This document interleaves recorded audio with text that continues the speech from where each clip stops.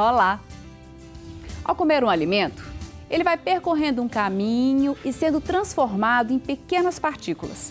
O intestino absorve esses nutrientes e ele também é o responsável pela excreção. E a função intestinal varia bastante. Por exemplo, para muita gente basta viajar que o intestino não funciona bem. E vários fatores interferem: dieta, estresse, medicamentos, doenças. A diarreia inconveniente, a prisão de ventre constante ou a manifestação alternante desses dois quadros pode indicar algum distúrbio. Hoje nós vamos conversar sobre a saúde intestinal. Será que o intestino tem que funcionar todos os dias? Existe o risco no uso frequente de laxantes? E vamos falar também sobre alguns problemas que podem ocorrer. Síndrome do intestino irritável, doença de Crohn, o que são? Como se manifestam? As pessoas com esses distúrbios devem ter algum cuidado com a alimentação? O que comer, o que evitar? Tudo isso a partir de agora. E aproveite para esclarecer a sua dúvida. Fique com a gente. Está no ar Pense Saúde.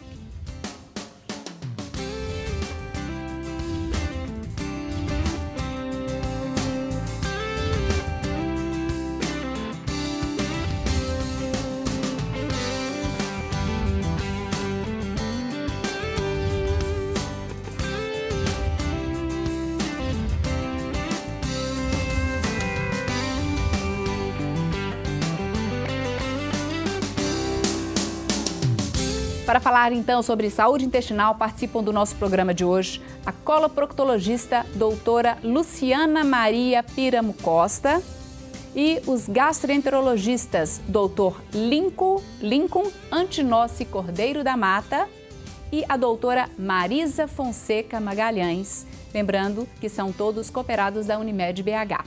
E você, como eu falei no início, pode participar deste programa com a sua dúvida, pergunta ou comentário. Para isso, é só ligar para a gente, 3209-0119 ou enviar e-mail para saude@tvhorizonte.com.br. E aproveite também para curtir a nossa página da TV Horizonte no Facebook e ficar sempre por dentro dos temas do nosso programa. E eu agradeço muito a presença de vocês, a disponibilidade em vir até aqui esclarecer as nossas dúvidas para um tema que eu acho extremamente importante, que é intestino, e às vezes a gente não dá tanta importância para esse órgão, mas que ele é responsável, às vezes, pela nossa saúde como um todo. E eu quero começar entendendo, doutora Luciana, porque eu falei no início da alimentação, comendo, passando, e o intestino ele tem uma importância absurda nesse processo nosso de alimentação. Quais são as principais funções do intestino? A função do intestino, ele tem, cada parte do intestino vai ter a sua função, né? O estômago vai ter, a boca, nós temos que mastigar bem os alimentos para ele chegar no estômago, através do esôfago. No estômago nós vamos ter uma digestão química, depois ele vai para o intestino delgado, no intestino delgado é o local de maior absorção. Que esses nutrientes começam a entrar realmente Exatamente. No nosso, para serem aproveitados. Certo. E o intestino grosso, na verdade, é mais um reservatório, além de um pouco de absorção também, principalmente absorção de água. De água. E o reto, ele tem uma função muito importante, que é para excretar o que a gente ingeriu. Certo? Porque o reto, na verdade, ele é uma das partes que mais controla a defecação. Certo. E a gente está aqui com dois gastroenterologistas, porque quando falar, nós vamos falar de saúde intestinal, então o que o gastroenterologista está fazendo num programa como esse? Mas acho que até a doutora Luciana, de uma certa forma, explicou, essa integração é importantíssima, né, doutor Lincoln? Ou seja, uma mastigação mal feita, um estômago que está atrapalhado, isso interfere na saúde como um todo, né? Com certeza. A digestão, como a Luciana falou, já começa na boca.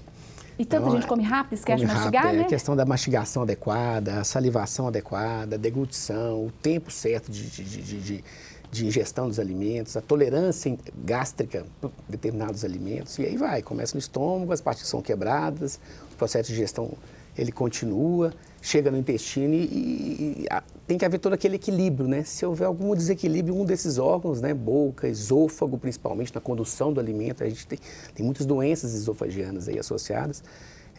Então, esse equilíbrio da boca, do esôfago, do estômago e do intestino delgado, do intestino grosso, esse equilíbrio é importantíssimo na saúde intestinal como um todo. A gente diz na saúde gastrointestinal, né? Esse equilíbrio é muito importante. Se uma dessas partes não está funcionando bem, isso pode interferir, por exemplo, na absorção. Às vezes a gente acha que eu como muito bem, eu estou sempre comendo os alimentos, saladas, legumes, frutas, verduras, carnes, mas eu estou sempre com deficiência. E essa deficiência, ela pode ocorrer, independente mesmo, então, da pessoa estar se alimentando bem, ela não está absorvendo bem, tem algum problema em todo esse caminho aí? Sim, com certeza, né? Até um trânsito rápido pode determinar uma diminuição da absorção dos alimentos, né? Uma inflamação que vai dificultar essa absorção, algum processo alérgico no intestino por algum alimento de intolerância direta vai levar a uma atrofia da capacidade da mucosa, que tem a capacidade de absorção. O glúten, por exemplo, seria um exemplo. Exatamente, a doença celíaca, que a gente eu já participei de um programa aqui sobre doença celíaca. E a gente tem essa ordem aí, né, de processamento do alimento para ele chegar numa fase de absorção e aproveitamento. Se ele não é absorvido, então a pessoa vai manifestar alguma deficiência vitamínica ou mesmo proteica, por perda de proteína mesmo pelo intestino, né? Geralmente esses quadros estão associados à diarreia. Quando então, você começa a perder. Que seria uma manifestação mais importante, que levaria o paciente a procurar a assistência médica. Ou seja, né? Quando a pessoa então está com diarreia, a gente pode imaginar que ela não está absorvendo bem, que as coisas estão indo embora, às vezes, sem ela aproveitar. Sim, os mecanismos de diarreia são variados. Não, claro. Mas eu acho que a queixa, além da diarreia, acredito que uma das queixas frequentes no consultório seja a prisão de ventre. Uhum. E aí fica aquela dúvida, puxa vida, o meu intestino tem que funcionar uma vez por dia, mas o meu funciona 2 até 3, não, o meu só funciona de 2 em 2 dias. Existe uma regra ou que seria o ideal para o funcionamento intestinal? Não é nada assim, fixo. Né? Isso depende do tipo de alimento que você ingere, depende do tipo da pessoa, mas normalmente a gente considera até 3 vezes ao dia, normal, e ficar até 2, 3 dias sem evacuar normal. Também é normal? O que é importante é o aspecto das fezes que você vai evacuar. Às vezes a pessoa evacua 2 vezes por dia, mas evacua fezes em sílabas. Piquitito, pouquinho. Exatamente. Então, isso não é normal, certo? Então, não é só eu evacuei hoje, mas evacuou o quê? Satisfatoriamente? Sentiu a sensação de plena de esvaziamento. De esvaziamento. Pode falar, claro. O que define a constipação intestinal, né, a prisão de ventre, não é só a frequência de evacuação.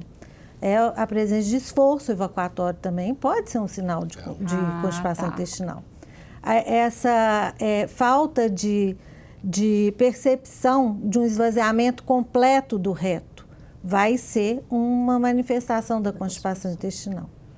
E essa constipação, algumas pessoas, claro, é uma sensação terrível. Então, algumas pessoas acabam recorrendo a laxantes e acabam ficando dependentes dele. Existe algum risco nessa conduta, Dr. Lincoln?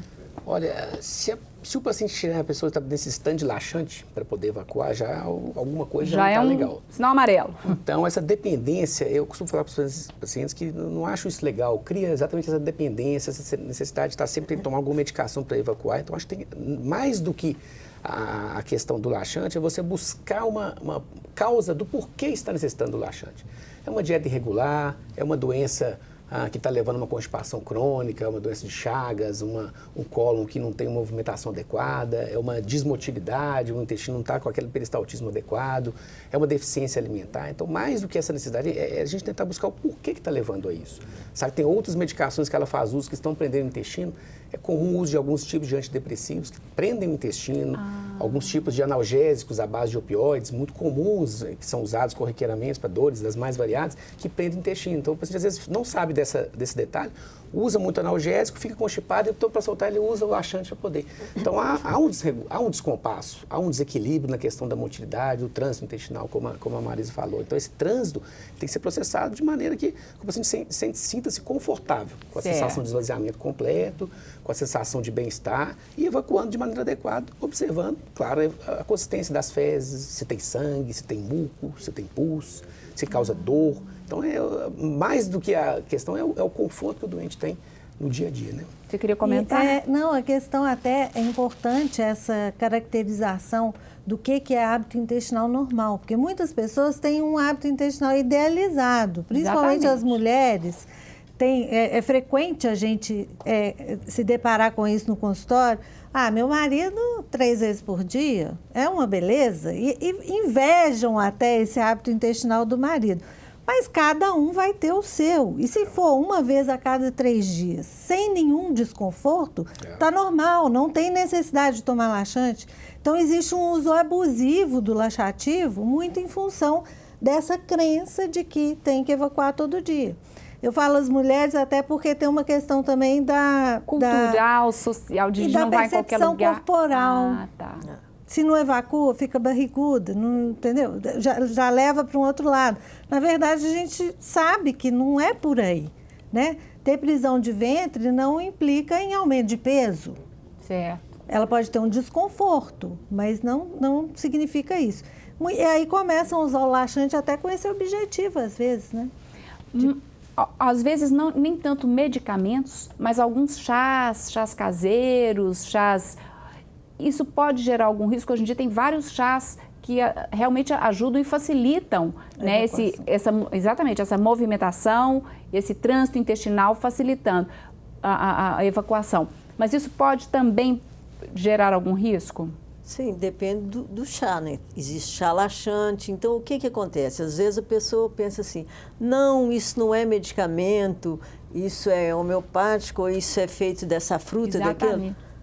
Os medicamentos, na maioria das vezes, são de plantas, né? De plantas. Então, às vezes, esse tipo de laxativo, você tem um controle maior, porque você sabe exatamente a dose que está dando, do que determinado tipo de chá.